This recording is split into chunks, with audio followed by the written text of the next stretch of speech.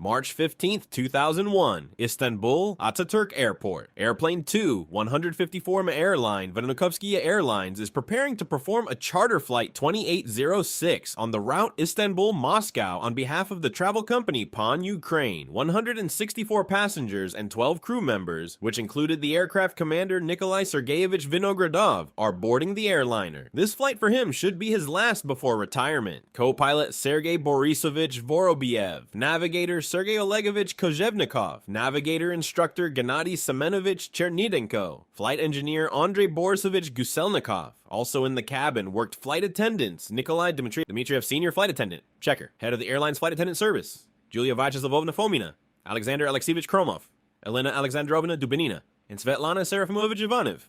At 14:57 Moscow time, the airplane departed from Ataturk Airport and headed for Moscow. Only a few minutes after takeoff, when the airliner was still gaining altitude, 3 passengers in the 7th row of the plane, 42-year-old Sultan Arsayev, brother of former Ichkerian Sharia State Security Minister Islambek Arsayev, and his 2 sons, 19-year-old Dany Magomedzayev and 16-year-old Iriskan Arsayev, got up from their seats and headed towards the cockpit. Flight attendants Kromov and Dmitriev, to whom the hijackers offered to convey their demands to the crew, tried to resist them, as a result of which Sultan Arsayev wounded Kromov in the stomach with a shiv, while Dmitriev managed to escape to the cockpit and warned the flight crew of the danger. The safety lock of the pilot's cockpit door was defective, so to prevent the hijackers from entering the cockpit, the pilots took turns holding the door handle with their hands for the entire 22 hours of the crew's subsequent stay in the airplane. The hijackers ordered the passengers to stay in their seats and not to attempt resistance, otherwise they threatened to blow up the airplane, and the fuse itself was in the hands of Iriskan Isayev. At the same time, it was announced that the explosive device was in the possession of the 4th hijacker, the existence of which was never established, who may have been sitting among the passengers in the cabin. The bandits broke into the airplane's firefighting equipment locker and armed themselves with 2 small hatchets from its composition. They also armed themselves with knives from the in-flight kitchen.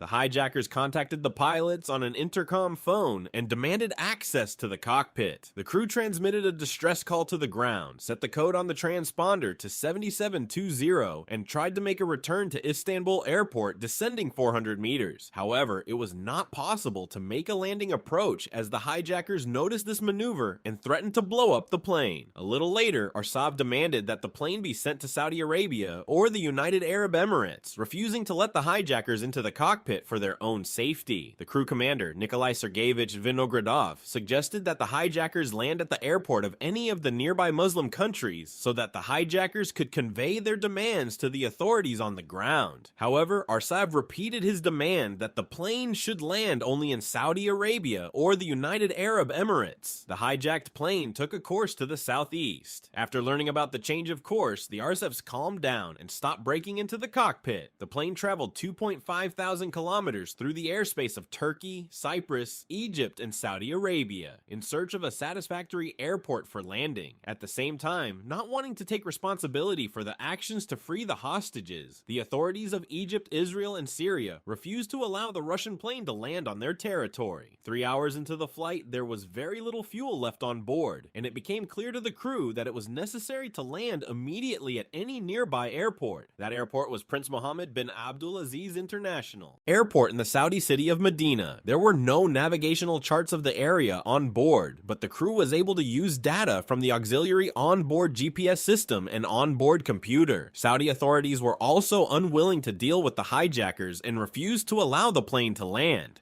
In addition, Medina is a holy city for Muslims, and the presence of persons of other faiths is strictly prohibited. The air traffic controllers threatened to shoot down the Tu-154 with the help of air defense fighters if the plane did not immediately leave Saudi airspace, at the cost of incredible effort. The navigator commanders explained that the plane had no other options for landing in these conditions, and that in case of its imminent crash for one reason or another, all responsibility would fall on the shoulders of the Saudi aviation authorities. But the dispatch dispatcher repeatedly refused to land in defiance of the dispatcher's prohibitions and threats to shoot down the airplane. Commander Vnukovskiye managed to land the airplane by a miracle on an unfamiliar airfield. The airport is located in a mountainous area and has difficult approaches. None of the pilots had ever been here before. Nevertheless, at 1820 Moscow time, Tu-154 made a successful landing at Medina Airport. In the tanks of the airliner remained 1.5 tons of kerosene, which would have been enough for another 10-12 minutes of flight. Therefore, if the crew had not taken the risk, a plane crash would have been inevitable. The Medina airport was immediately closed, and the Russian airliner was driven to a remote parking lot. Sultan Arsayev again demanded to let the hijackers into the cockpit to be able to transmit their demands by radio. The crew again refused. Despite successive threats to stab flight attendant Yulia Fomina and start killing the other hostages and detonate the explosive device on board, the crew did not open the cockpit door. The hijackers had to negotiate with the Saudi authorities who arrived. Through the open door, the hijackers said that they demanded to stop the hostilities.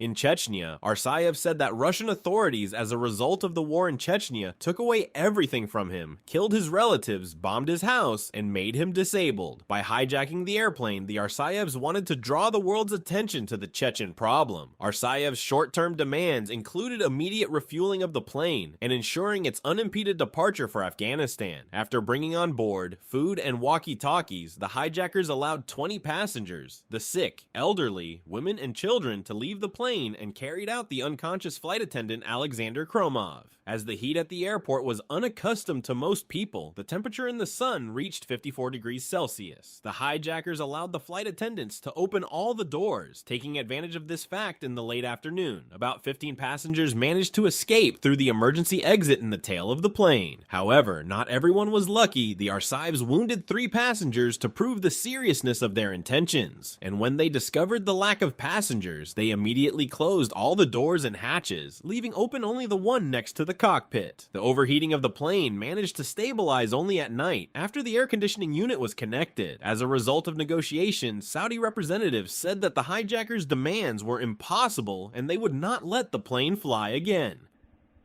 From the beginning of the hijacking, the pilots kept in touch with Moscow through a communication channel. An operational headquarters headed by the first deputy director of the FSB, Vladimir Pronichev, was set up in the Russian capital. Alpha Group fighters prepared to fly to Medina, but the authorities of Turkey, Egypt, and Saudi Arabia did not coordinate the arrival of Russian special services. The Saudi authorities gave Vladimir Putin a guarantee that the operation to free the hostages could be carried out by their own forces and that the plane would not be released from Medina. During the night, Putin personally contacted the crew and promised to do everything possible, asking them not to give in to threats and not to take the plane into the air.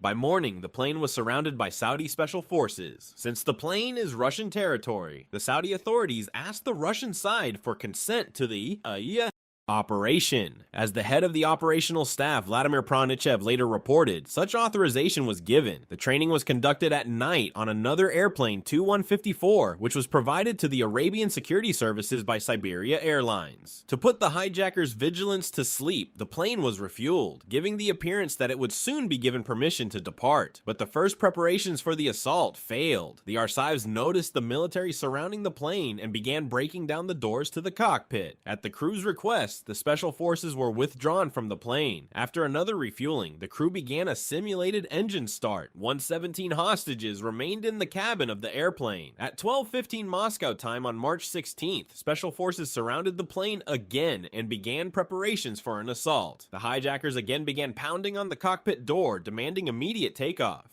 Under the continuous blows, the door began to break, as a result of which the dispatcher ordered the crew to leave the cockpit, holding the door for the last time. All 5 flight crew members managed to escape to the ground through the emergency cockpit hatch. When the hijackers managed to break down the door, the crew was no longer in the cockpit. At that time, the airliner was simultaneously rolled up self-propelled ladders, on the steps of which sat special forces fighters in black masks and body armor, armed with short-barreled automatic rifles. They attacked from 4 directions simultaneously. The first group went through the cockpit, taking advantage of the rope by which the crew members climbed out. the second through the main exit located between the salons, the third through the hatch in the tail compartment from which the passengers had previously escaped. Fighters of the fourth group simply landed on the wing and hoped to penetrate into the cabin through the emergency porthole, but the special forces hesitated to open the hatch, as a result of which the first group from the pilot's cabin, standing in the front vestibule, Sultan Arsayev, broke into the cabin.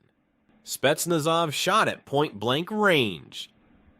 One of the bullets hit the stomach of a Turkish passenger sitting in the front. Both died on the way to the hospital. Panic broke out on board. Passengers rushed to the back of the plane, and the other groups could not open the exits. That's when 27-year-old stewardess Yulia Fomina came to their aid and squeezed through the crowd to the door. She opened it and was immediately wounded. Presumably, the Special Forces fighter aimed at one of the passengers who tried to put on the floor of the flight attendant, mistaking him for a hijacker. Yulia died in her 28th year of life. About 10 minutes later, at 12:51 p.m., from a through-and-through wound to the neck. By 1 p.m., it was all over. The two Arsayev brothers who remained on board, who offered no resistance, were arrested. 5 Russian citizens who were suspected of being accomplices were detained in hot pursuit. By the end of the day, they were released from the assaulting special unit fighters. Supposedly, one fighter was killed and several were wounded. However, Saudi authorities have not confirmed this information. The 50 Turkish citizens on board were sent to Istanbul by Turkish Airlines. Among them were the alleged accomplices of the hijackers, suspected by the Russian security services. The next day, March 17th at 17:13, 121 passengers from Russia and CIS countries, as well as crew members and a coffin with the body of Yulia Fomina, arrived at Vnukovo Airport on the Il-62 aircraft of the State Transport Company of Russia. On March 19th, the Tu-154 plane returned to Moscow after maintenance. On the same day, the funeral of flight attendant Yulia Fomina took place at the Vnukovo cemetery. For their courage, bravery, and high professionalism, members of the Tu-154M crew received state awards. Initially, Commander Vinogradov was presented to the title of Hero of Russia, but later he was awarded the Order of Courage. The same order was awarded to Andrei Guselnikov, Alexander Kromov, and posthumously to Yulia Fomina. Sergei Vorobyev, Nikolai Dmitriev, Elena Dubinina, Svetlana Ivanov, Sergei Kozhevnikov, and Gennady Chernidenko received the Medal of Valor. The Russian authorities failed to extradite the hijackers, as there is no extradition treaty between the Russian Federation and Saudi Arabia.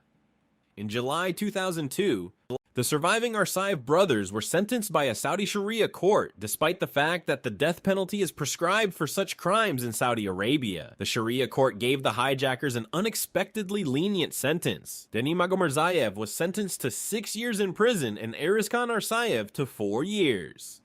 Their father, Sultan Arsayev, was buried in Saudi Arabia. With the help of the Chechen diaspora, the Tu-154 with the flight number Romeo Alpha 85619 was subsequently operated by Siberia Airlines, and on May 14, 2002, the plane was named Yulia Fomin in honor of the dead flight attendant.